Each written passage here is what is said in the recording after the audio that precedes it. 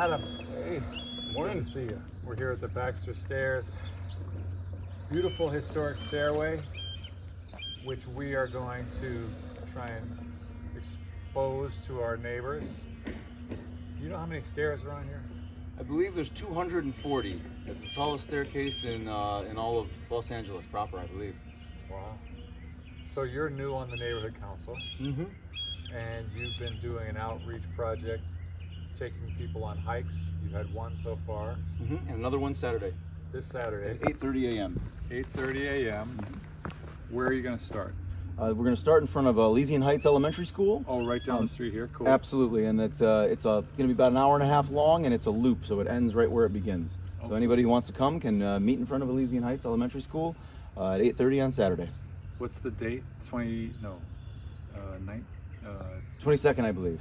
22nd. Cool. Saturday, June 22nd, 8:30 a.m. Elysian Heights Elementary School, which is on Baxter Street, north of Sunset, about a 22nd. mile. Famous Baxter Street, one of the steepest streets in all of California, and one of the most historic. Mm-hmm. These streets are 100 years old. Unlike a lot of other streets, they're not asphalt, they're concrete. And they have this amazing pattern, which people don't realize was put in there so that the vehicles at the time could get some traction. There's a grid pattern as you go up on some of the other ones like Baxter and Ewing Street that's 100 years old. Kind of cool to see and unusual. So you can see this is sort of the time, and the erosion has made some of this stuff wear away. You can see where the original hillside went up to above where those rocks are available. You can see. Hopefully these stay, solid. One of the things that I want to do is to expose this part of the street, because you can see there's a curb that's also 100 years old, and there's a line right down the middle of the street, which I think probably was what they used when they developed the street to delineate the exact center of the street. It goes all the way down there and all the way up here. But as you go up here, you start to notice that the middle of the street is actually covered, because over time this hillside has dropped down, and now LA is missing a part of its public street. I've exposed the curb under here, and I'm hoping that with the help of the city and some neighbors, we can take some of this erosion, use it to fill some of the areas where there's tree wells that have become like eroded and hazardous, and expose the full street and the original 100-year-old concrete curb, which will allow this amazing rock face to become an attraction. It's kind of wild because in the summer this area is cool because it's nestled into an area where the sun setting over there, rising over there and setting over there doesn't come in here. So when you come over here on a hot day, you'll feel the cool emanating off of the side of the cliff, and it's like a little, like a zone of about 10 or 15 degrees cooler than anywhere else, which is awesome because it's right next to these awesome stairs. So I don't know if you've ever gone to the Santa Monica stairs where people go and kind of like exercise. Yes, I have. Yeah, by Rustic Canyon.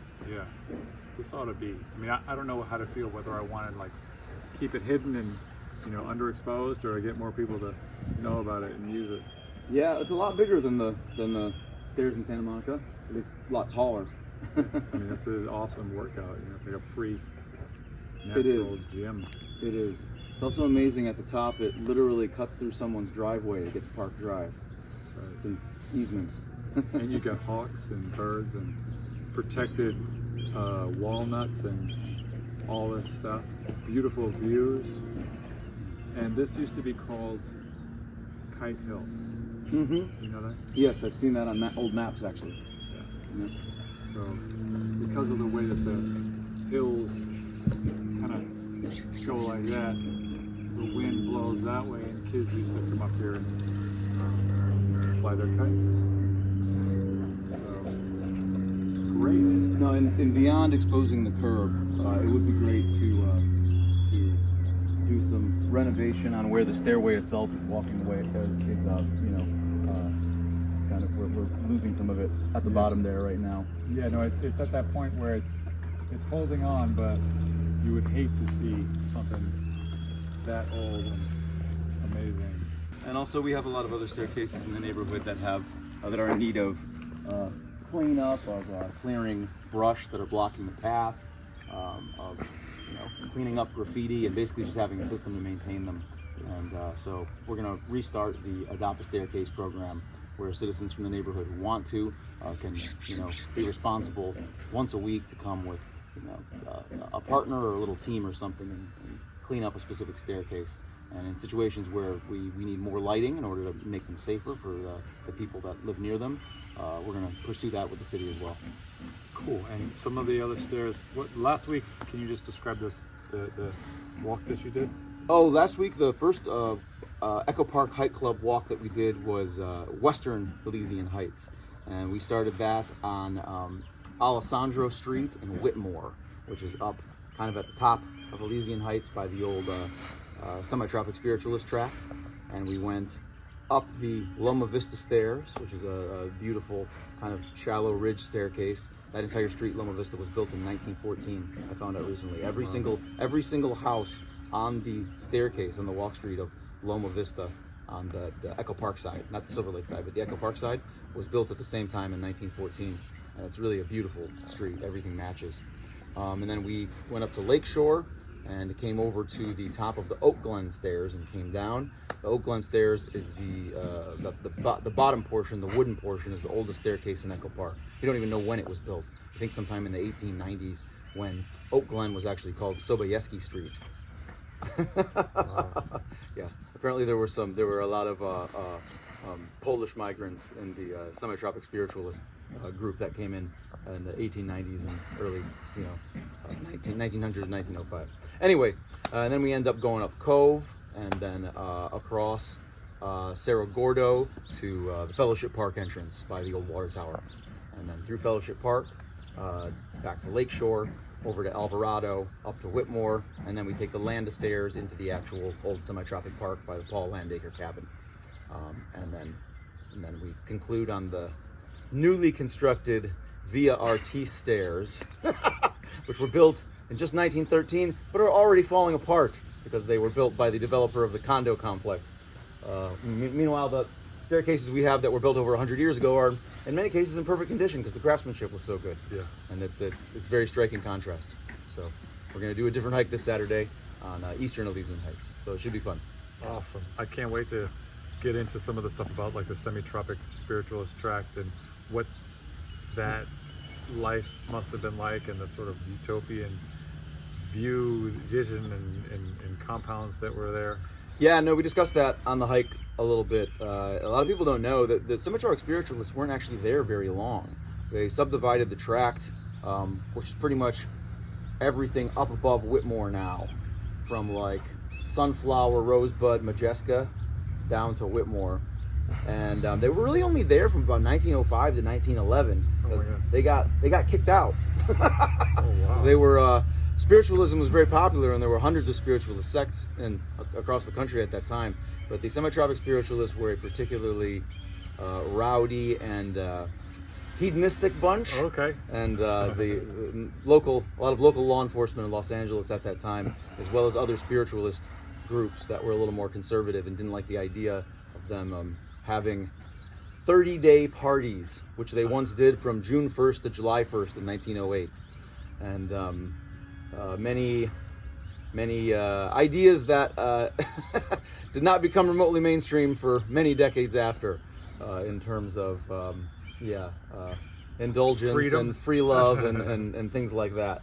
So there's they were a lot of that kind of stuff around here that even in later decades that happened, and I want to get into that because there's so much rich history here. Yeah, Fellowship Park, which was also on the hike, and was actually founded around the same time. Was not as salacious a story as Semi-Tropic Spiritualist, but also was a very interesting story in that it was started by a minister who basically mixed Christian Science with Hinduism, very, very kind of progressive Christianity for 1905, and preached the fellowship of man and universal brotherhood, and I believe he called it right thinking. So yes, there were some very, very ahead of their time groups and philosophies in Echo Park, in Elysian Heights in particular, right around that time, around 1905. I recently was at the Amy Semple McPherson Foursquare Church, speaking of Angelus Temple, speaking of yes, wildly popular evangelical movements, and hopefully one of these days we'll do a little video of that spot, because I, having lived here for as long as I have, had never really been in there for a performance, and it's fantastic. It's got 3 levels of seating and amazing acoustics. Oh, I've actually never been inside, so I need to go also. Yeah, have you seen the HBO series Perry Mason? No, I haven't. I've heard it's good though. Yeah, we're gonna get into that, because they based one of their characters on her. Oh, because she was at the forefront of like evangelism, Pentecostalism, and radio. okay. So she was one of the most famous people in the entire world, because she was broadcasting her sermons. I read about this. The first basically televised, not televised, but pre-televised evangelist. Yes, I remember reading about this. But no, I haven't been in the temple, so I'll have to do that. Cool. So this is one of my pet projects that Just going to be making sure when we dig away it doesn't create any problems. Right. Yeah, exactly. We're going to need probably a city engineer or something to come out and I don't know, man. And figure out. Sometimes they're more cautious than. But no, you're right. In fact, one of the guys went a little bit under where I want, but you can imagine there's an entire curve buried underneath. No, there. I love that you point out that center line, because that actually does show me how much of the street has been engulfed. Yeah. So that's great. You should definitely point that out every time. Yeah. Also, it would actually allow 2 vehicles to pass each other safely, which is not not a easy proposition at this point. Yeah. Actually, if you go down around that way, you can see where what they've done is, by looking at that center line, there used to be a sidewalk. Mm-hmm. And because I think down there on Baxter there was more traffic, they actually took away the sidewalk and widened the street. So, but it's fun to look at that and imagine what it used to be like. Yeah, there's another spot over there that I'm actually really curious about figuring out the history of too. It's where Duane Street supposedly intersects with Avon. So Duane Street coming east from Echo Park only goes less than a block, and that hits a hill. Yeah. And then up at the top of that hill, Avon intersects with Duane Street again, running into Park. But the strange thing is, if you look at city maps, it shows Duane Street going straight through from Echo Park to Park Avenue, as though it's a completed street and not just a giant hill in the middle. Yeah. Same thing goes for Avon coming from the opposite direction. Avon coming up from Ewing it hits a hill, and maps show Avon going straight through to Ewing, even though there's a hill there. I think it's called a paper street. It makes you realize that like there were a lot of those that did get developed, but before that they were just plans. They were plans, yeah. Also, there are 2 small wooden staircase fragments at the bottom of each hill, which makes me wonder if at some point there was a staircase that went all the way up, thereby actually making them, passable, and making those maps make a little more sense. There's all kinds of fun stories too about kids, using that hillside to get away from the cops when there was a different kind of like a vibe around here. The hillside from Duane or from Avon? Okay, no, that makes sense. That hillside and all of the ways you could retreat into the park. Yeah, it's still climbable. It's not easy, but I've done it. Adam, here. Cheers. Cheers. Thank you. This is great. So, you are new to the Echo Park Neighborhood Council. I am, yes. No, I just joined 2 weeks ago, and we already had the first Echo Park Hike Club hike last Saturday. Awesome. Which kind of focuses on the beautiful historic staircases in the neighborhood, and we're going to have another one this coming Saturday, the 22nd, at 8:30 a.m. We're going to meet in front of Elysian Heights Elementary School for anybody who wants to join. So, how did you learn about the neighborhood council? I actually have a friend who was on the Silver Lake Neighborhood Council who told me about it and told me some of the things that he'd been involved in, and I thought, well, I'd like to help with that stuff too. Awesome. And I looked it up, and sure enough, there was a vacancy in the district that I lived in, which is District 3. That's great. Yeah. Does your friend serve on a specific committee? Well, I don't remember. What was he doing that you thought sounded cool? I haven't been to an actual Silver Lake Neighborhood Council meeting, so I'm not sure what committee, but he was working on getting a gated off staircase opened up in Silver Lake. There's a beautiful set of stairs in Silver Lake called the Fargo Stairs that run between that are in Fargo between Apex and Rockford, and they have been gated off per the request of one private resident there for almost 40 years. And so they and the Silver Lake Neighborhood Council that are obviously fans of staircase hikes and just having the streets and public rights of way open for everybody to use, have been trying to get it open, and it's been difficult. Have they gotten it open? Not yet. The city council often seems reluctant to reopen something once it's been closed, which is why it's so important that we prevent things from being closed to begin with. Yeah. I imagine it's kind of a natural fear of liability. If you have a private homeowner who says, no, you have to keep the stairs closed because we could be the victims of crime, even if there's very little crime in that neighborhood anymore, especially compared to what it was 40 years ago. Nobody in the city council wants to be responsible if per chance someone was to come off the stairs and burglarize a home or something like that, however unlikely that may be. So I understand the city council is that's a big issue, man, and I don't mean to cut you off. No, please. I am specifically focused on that around schoolyards because we have these places like Elysian Heights Elementary. It's a natural site for a school playground in a school because it's where all the hills come down.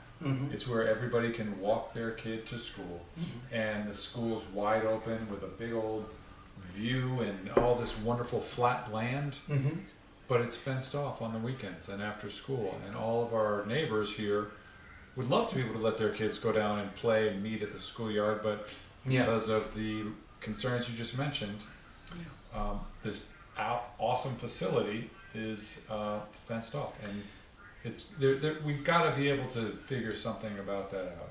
I agree, and it's why when I work on getting staircases opened or keeping them open, I always try and acknowledge that of course there are safety concerns with staircases in particular, because there's only one narrow way in and out. Yes, that presents safety concerns that you don't have on a regular street. But there are things you can do to make that safer for everyone. You can make sure they're well lit at night, that they're clean, and people aren't leaving, broken bottles or. Oftentimes you see just like sand and erosion. Yes. Which is a slippery hazard. Absolutely, or brush that's so overgrown you can barely pass it, which is easy to solve. Get a couple of others with some shears. That's kind of what a neighborhood council should be about. Easy to solve, low-hanging fruit. Yes. Here in LA, we have these gigantic city council districts that really depend on the neighborhood councils to help them, familiarize themselves with the issues of the various smaller districts within their large, enormous districts. There's so much to talk about because we're going to be getting into a charter reform movement where there's a potential to increase the number of city council districts. That's a subject for another day, but I want to actually ask you a little bit more about what other issues you would love, or what it is about Echo Park that you love, what you would like for the neighborhood council to address, or what committees and issues you'd like to get involved with. Well, I'm already part of the outreach committee. That's how we've started doing these hikes. are obviously Nina, who's also on our council, has been very helpful in setting those up with me. I'm also interested, and I mentioned this to you, in starting a historical preservation committee, which is not something we have right now. And Which they do in Silver Lake. which they do. Do they? Yeah. Oh. And in other neighborhood councils. See, that's funny. I didn't even know that, but it makes sense. And I have not done it yet, but I've been meaning to reach out to the Echo Park Historical Society, which I understand has much the same kind of goal in terms of preserving old Frankie, streets, turn that off. walkways, and basically, yeah, just historical preservation as a good in and of itself, without another excuse. Right. You know, it doesn't have to be necessarily something that's even more functional. Although Echo Park, one of the things I love about it is that it's a neighborhood that was built to be pedestrian friendly, that was built to be walkable. That's why there are these staircases into the hills. You know, it's not like the West Side, which was built mostly after LA was a car town. Yeah. You know, the Echo Park and Silver Lake and these kind of beautiful old East Side towns we have were built when it was still, you know, the streetcar. Yep. And it was it should be, these should be very walkable neighborhoods, but we haven't done a lot of maintenance to make them as walkable as they should be, and we certainly haven't let people know that those options are there. Right. I lived in this neighborhood for years before I knew about these staircases. Yeah, that's So yeah, it's great to let people know about that. You ever seen the tracks underneath the asphalt? The tracks underneath the asphalt, in what spots? So if you go down Echo Park Ave, Mm-hmm. sometimes there are potholes that will happen because you can often see that the asphalt over time cracks along where the tracks that the red car used to Yes. roll on. Yes. They call it track crack. Oh, see, I didn't know. I've noticed the cracked asphalt in lots of places, Yeah. but I didn't know why that was. There's a section of Landa up at the top where it's no longer wide enough to be passed by a car, but you can walk down it, where it's all asphalt that's like cracked in on the sides like that. I don't know that the red car ever went there, but yes, I have observed that phenomenon in a lot of places. Obviously, up in Silver Lake, I want to say like Glendale and Fletcher, there are like the little feet of the old red car that are still sitting in the hill that I know are now Pylon type things. historically preserved. Yeah, that they actually, they're going to leave them there. I've been really curious about the hill at the top, kind of the northern tip of Echo Park, that is now part of the Elysian Park expansion. It's the hill that overlooks the little basketball court and Riverside. It's the hill that Echo Park Avenue runs out onto. When Echo Park Avenue at its very top hits Landa, there's like a little fence up there, but there's a space in the fence you can walk out onto the hill. Majeska kind of hits the exact same hill from the other side, a little lower. It's this big, beautiful hill with this amazing view looking north of the entire city, and it's not maintained at all. And it would be a really nice spot for people to be able to walk. It's a little steep in spots, but I would really like to figure out a way to have a trail or a walking path where you could actually join Majeska, where Majeska runs out, up to where Echo Park runs out, and you could just walk across the hill. But it's technically Elysian Park. I mean, it is parkland. It's just not maintained. It's completely overgrown. And so it wouldn't be that difficult to just, get out there and clear it occasionally. I think there's real potential for that. There's the same issue you mentioned with the fencing leading to Kite Hill. Mm-hmm. There's a lookout spot up there that's now no longer accessible, but that a lot of people really used to love. And so let's see now. You have worked in your career as a lawyer. Yes, no, yeah, I'm an attorney. I used to work for a firm that represented public entities, primarily school districts. So I figured that would help a little bit in local government, in that I'm familiar with liability issues that cities face. That's amazing. So, That's such an asset. Yeah, but right now I do, actually my business is very different from that, though. It focuses on entertainment law, in particular legal issues pertaining to child actors and other minor performers. Wow. So it's kind of a niche, consulting on child labor law and other types of compliance. Fascinating. My son Frankie, his mother works at Jim Henson. Oh, okay. Yeah. Okay. And that's the old Charlie Chaplin studio. Charlie Chaplin studio, wasn't that off Glendale? Well, the original one right Yeah. here, Right. which is a whole other interesting historical project. Yeah. All of the old entertainment industry studios before they moved to Hollywood, Mm-hmm. and the movies that have been preserved that may offer us an opportunity to see some of this area before it was developed. Mm. So when you worked in the school stuff, Mm-hmm.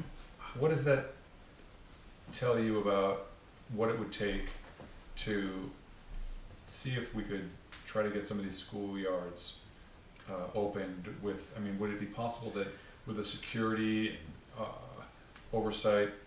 I would say during the school day, no. That's extremely unlikely Yeah. because they put them there for a reason. I'm talking about for the weekends. and Yeah, Sunday. right. That would be a lot more promising. If there would be a way to have barriers that are retractable or movable or otherwise open them up temporarily, not during school hours, that strikes me as something that would not particularly create any more liability, as long as they have, security, and it's not like somebody snuck onto the grounds and then stayed and waited for the school day or something like that. But they have security, I imagine, can do sweeps and make sure that doesn't happen. So you're talking about security for the people who are at school during school hours. I'm Right. thinking about people, the concern on the part of the schools that somebody wants to play basketball and there's nobody there, and if they get hurt, Oh, well, I don't think that would be so much of a problem because you could put up signs saying, use equipment at your own risk, not during school hours.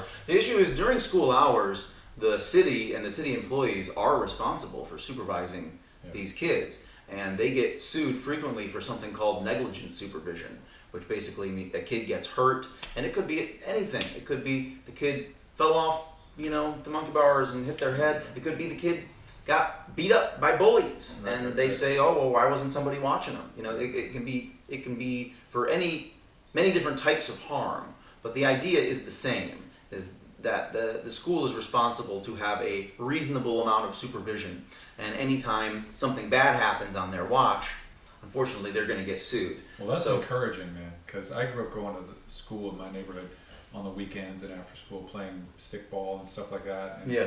we've got all these basketball courts and parents driving their kids to some, situation when, I think we all agree it's great for kids to have an opportunity to have some independence, and these resources are so perfectly located and situated and set up for recreation, Mm-hmm. and Yeah, if there was a way to make it available to the public, again, not during school hours at a time when the school is not specifically responsible for supervising kids, then I don't see that being a major problem. But then I guess that another issue might be from the school's perspective, well, is opening it up to the public on the weekends or in the evenings or whatever going to damage property, and then we're going to have to spend more money on it.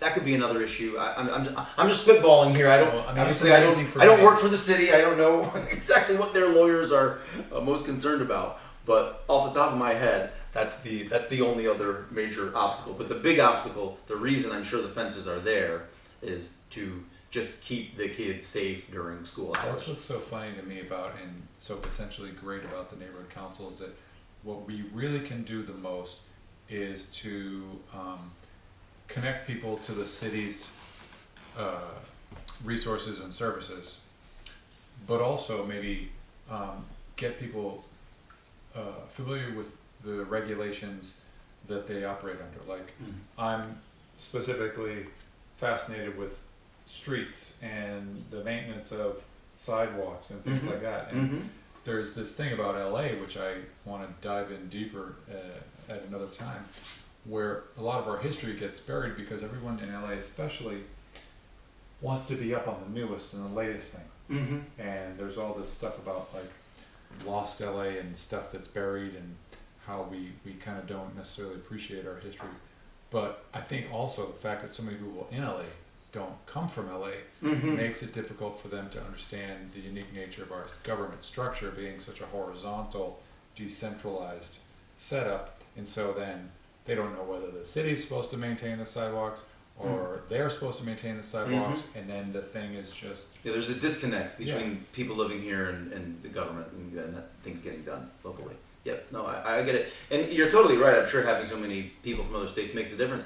But I'll tell you, I have friends that have spent their entire life in LA, had never heard of Angelino Heights until I took them. Yeah. You know what I mean? That's crazy. No, That's crazy. Like, there's so many beautiful things here that people, even that live their whole lives here, don't know about. Yeah. So just getting the word out about some of the natural beauty, well, natural and, you know, historically constructed beauty, is a worthwhile thing. Yeah, hopefully we can do some of that on the neighborhood council. I actually have to get going. Yeah, this man, is great. great. Sorry, if I known we were going to do this, I would have scheduled more time. But let's do it again. Yeah, for sure. Let's do it again. Hey, what did you think about the tea?